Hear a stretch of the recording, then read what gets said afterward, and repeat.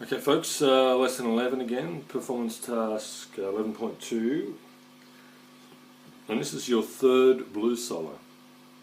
Now this solo here is applying, I should say, some of the important concepts that you've just recently been looking at, including simultaneous picking, keeping that thumb going on the bass on every beat. And now we're adding a couple more notes as well. So the first solo was all around just the main chord and the flat third note. That was very simple. Then we added this note here, on the 5th fret, the 4. Yeah. Now we're adding this note here, the 5 note, which is on the 7th fret, 7th position, and the flat 7 note. You can read your theory to find out what we call a flat 7. On the 10th position. Right? Now you'll also notice that we're using this note here on the 12th position, right? Which I'm not calling a new note because it's just the same as that one. They're an octave apart, but they're both the same note. They're both called a G in this case because I'm tuned to the key of G, but they're both the one note. Right? So I'm not referring to that as a new note, even though this is the first time we've played it in this position. Okay. So let's have a look at our entire pentatonic scale from before. It's 1, flat 3, 4, 5, flat 7, 1. We're going to be using all of those notes up and down in this solo. We're going to be playing an independent thumb, so that the thumb is always playing on the downbeat, regardless of what the fingers play. Regardless of the phrasing of your melody, regardless of the rhythm that your melody has, the thumb will always have the same melody, so they're independent. Because the right hand relates to your rhythm, it's picking the notes, putting them in time. So the rhythm is different on your thumb than it is on your fingers, so that these two need to be independent. Okay. Now I haven't bothered to commit this solo to memory because, again, it's not particularly playable. I've decided here, rather than making a solo that you will want to memorise and play over and over again, I'm preferring to focus on these technical aspects, and the next one will be a much better one, I promise. The next one, I actually played something and then wrote it down and figured out how it worked. This one, I wrote it first with all those technical stuff in mind, right? So bear with me, just get through it, don't worry about remembering it. And then the next one will be a lot more fun. So for that reason, I don't have it in my memory, and I'm relying on the written page, the same as everyone else. Okay, so I'll see if I can get through it in one go, but I'm not going to stress about too much if I miss it. Right, I'm going to play it nice and slow. So there's my tempo.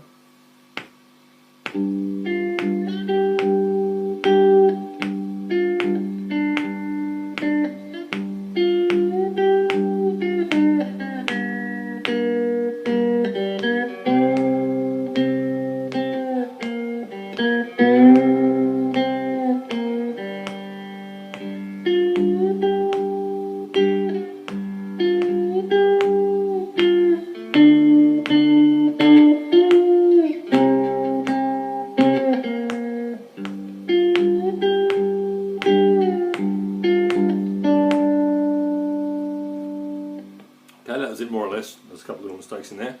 If you can pick them, good on you. But the main thing is that you've had a bit of a listen to it, and that'll make it a bit easier for you to play. So let's run through that again, note by note, bar by bar, section by section. We have 3 different sections, 4 bars each. The first 4-bar section is on the 1 chord. And the little riff or motif that we repeat all over the place goes like this. Okay, so the thumb's going down every time, even though the rhythm in the melody goes.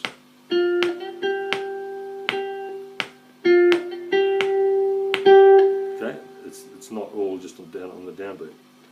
Okay, so that's simple enough. That's just alternating. And then we play them together.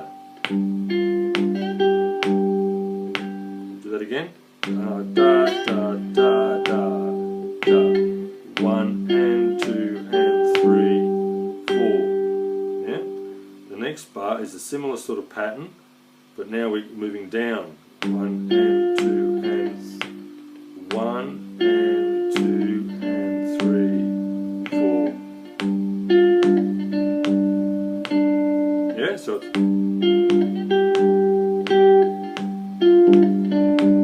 and the last beat of every bar, of both of those two bars I should say, is we pick together.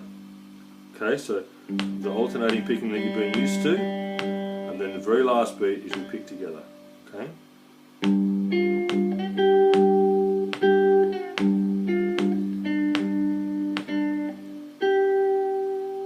Where's that note? I'm getting a bit flat every time. It's about there.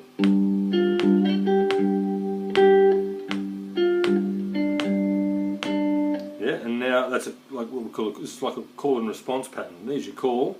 Your response sounds like this.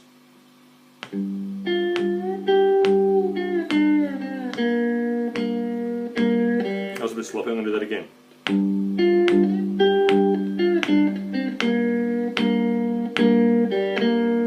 Yeah, so what happened there?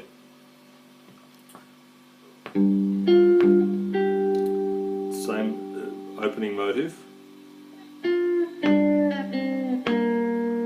And there's a clear example of different rhythms. I'm still playing every downbeat on the thumb, but now my finger is playing all the eighth notes. Yeah? So some of them we have to pick together, and some of them we have to pick an upstroke, an up note, upbeat, without the thumb. Okay, so that's the exercise that you've just done in this lesson. Okay, so let's just go through that bar again. It's alternating, an alternating section, followed by simultaneous, and then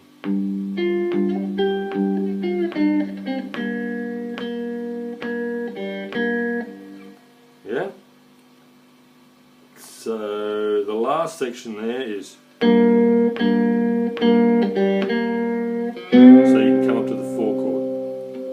that's easy enough, it's written down. You should be able to understand the tab by now if this is your third one through. Okay, you can repeat that if you need to watch that again. Let's move on to the second part. So now we just go 2 crotchets, 2 downbeats with simultaneous picking. Dum dum. Yeah. Misread that before. It's like that. So here's those 2 bars. Yeah,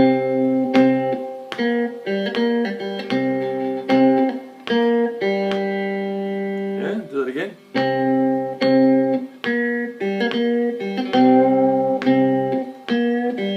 Okay, a little bit sloppy. I'll focus play properly this time.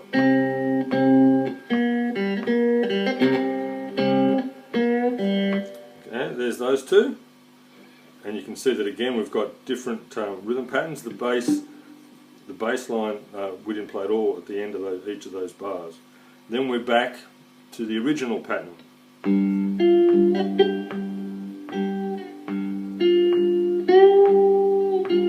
Okay.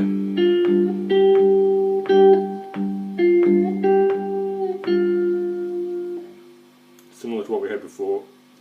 Now finally it's... What's going on there? That's straight downbeats. And then you've got to get up to that 10th fret, 10th position, in a hurry in time for the upbeat, and then it stays there. Same pattern in the next bar, but you're going down this time.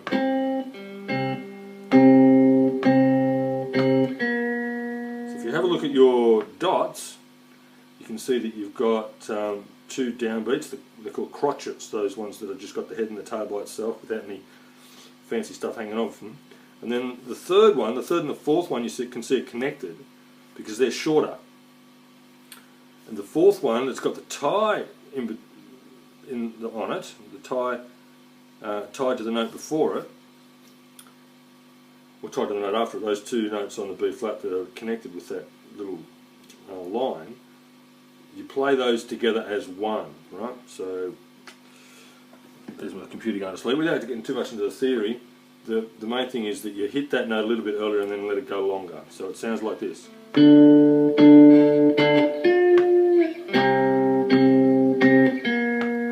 Yeah, so you can rewind that again if you need to listen to it again. And then we're back at the end. We're back at the last pattern again.